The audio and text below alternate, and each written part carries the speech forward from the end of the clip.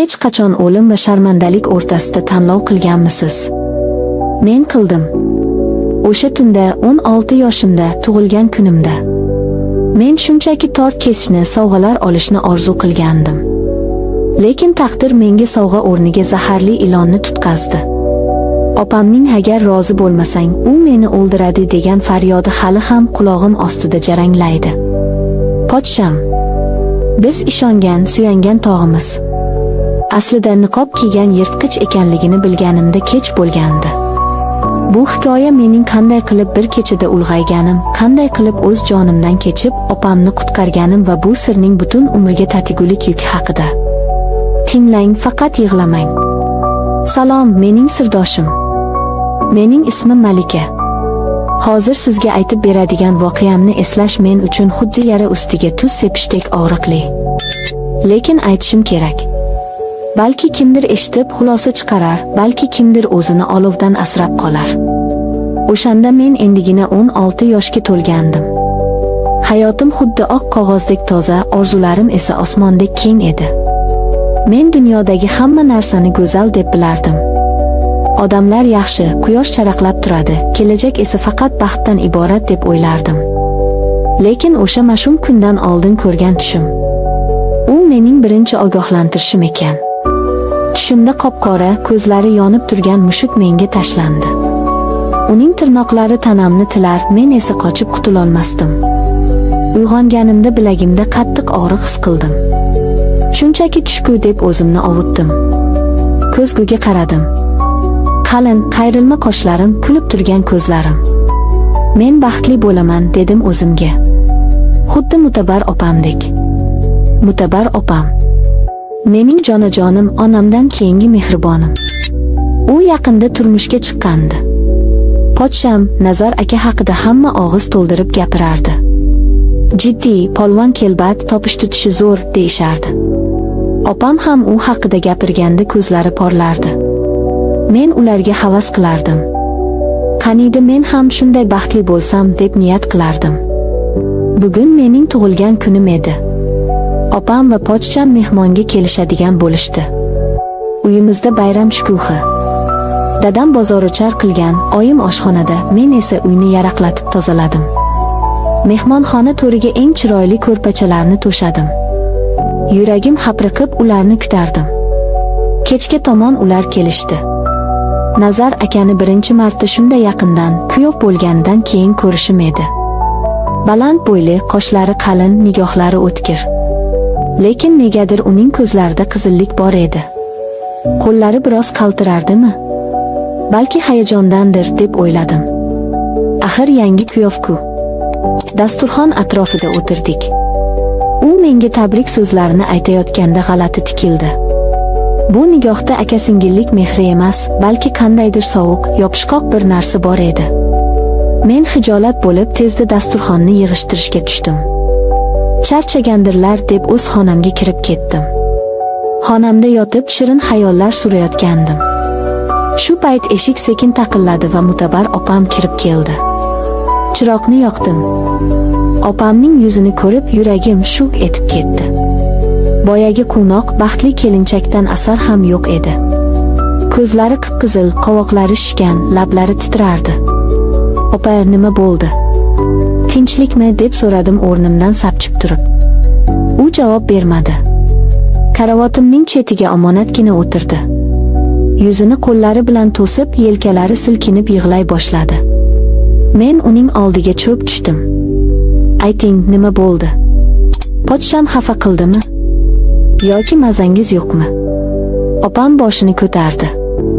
Uning ko'zlarida shunday dahshatli qo'rquv va chorasizlik bor ediki, men muzlab qoldim.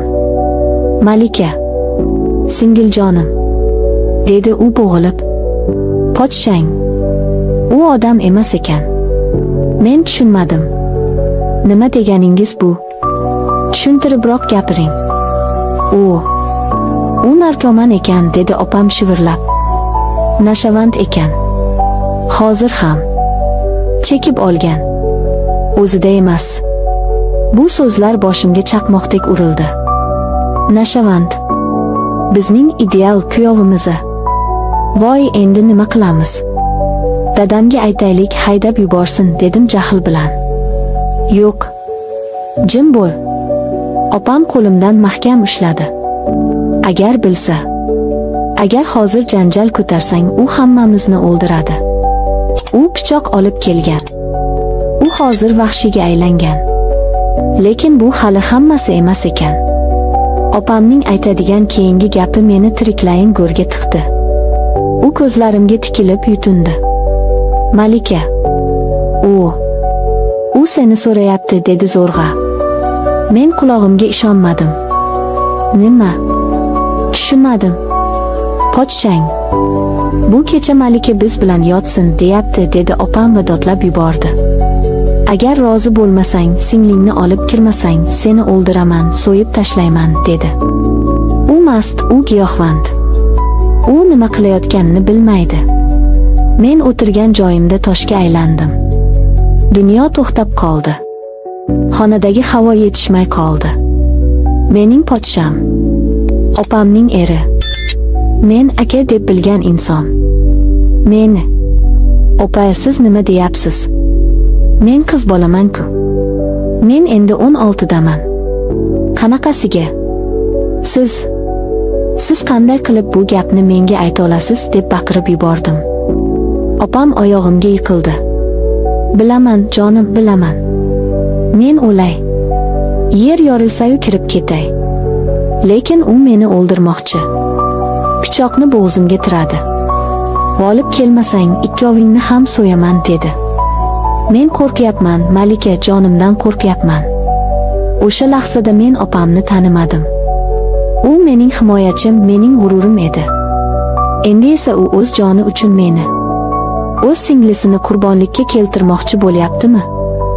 Nafrat, jirkanish va cheksiz alam bo'g'zimga tiqildi. Chiqib keting, dedim past ovozda.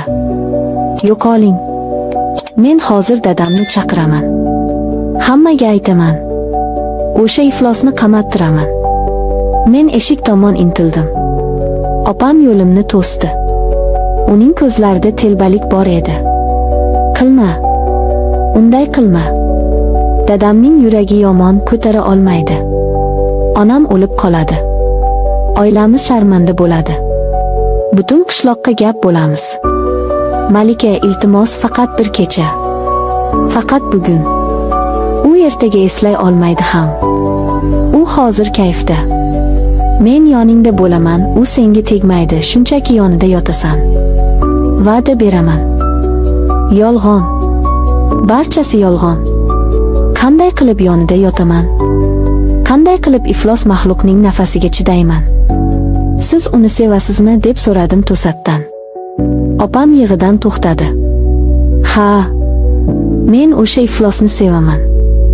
O'lib ketsam ham sevaman. Men undan ajralolmayman. Agar hozir dadam bilsa, ajratib yuboradi. Men usiz yasholmayman. Bu javob meni butunlay sindirdi. Sevgi shunday tuban bo'lishi mumkinmi?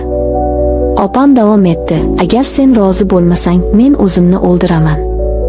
Hozir chiqib o'zimni osaman. U meni so'yishidan oldin o'zim o'laman. Sening vijdoning qiynalib o'tadi. Men tanlov qarshisida qoldim. Bir tomonda mening nomusim, qiz bolalik g'ururim, kelajagim. Ikkinchi tomonda opamning hayoti, oilamizning tinchligi, ota-onamning salomatligi. Agar hozir baqirsam, qon to'kiladi. Balki dadam o'lar, balki opam. Agar rozi bo'lsam, men o'laman. Jismonan emas, ruhan o'laman. Vaqt o'tib borardi. Mehmonxonadan Nazar akaning g'azabli ovozi eshitildi. Mutabar. Qani senlar? Nega jim bo'lib ketding? Opam titrab ketdi. Ana chaqiryapti. Hozir keladi. Malika, jon singlim, rahm qil. Men ko'zlarimni yumdim. Ko'z oldimga ota-onamning baxtli yuzlari, opamning to'ydagi quvonchi keldi. Va men qaror qildim. Men bu ifloslikka, bu do'zaxga kiraman. Lekin men o'sha maxluqqa o'zimni xor qildirib qo'ymayman. Men kurashaman. Agar kerak bo'lsa, o'sha yerda o'laman, lekin nomusimni bermayman. Yuring, dedim quruq ovozda. Ko'z yoshlarim qurib qolgandi. Boshlayvering. Men orqangizdan boraman. Biz mehmonxonaga kirdik. Xona dim, aroq va tamaki hidi anqib turardi. Nazar aka. Podsham. To'rda ko'rpachalar ustida yonboshlab yotardi. Ko'ylagining tugmalari yechilgan, ko'zlari qonga to'lgan, basharasi bujmayib ketgan edi. U odamga emas, shaytonga o'xshardi. Bizni ko'rib irshaydi. Jirkanch sovuq tabassum. Keldinglarmi, go'zallarim? Dedi u tili aylanmay. Malika, kel yonimga o'tir. Bugun sening bayraming-ku. Biz nishonlaymiz. Opam burchakka qisilib oldi. Men to'g'ri uning qarshisiga borib turdim. Qo'rquv yo'q edi. Faqat nafrat. Nima xohlaysiz, dedim tik qarab. U hayron bo'ldi. Mening bu ohangimni kutmagandi. Oho, sherdil-ku bu, deb xirilladi u. Menga mehr kerak. Opang bermagan mehrni sen berasan. U qo'lini cho'zdi.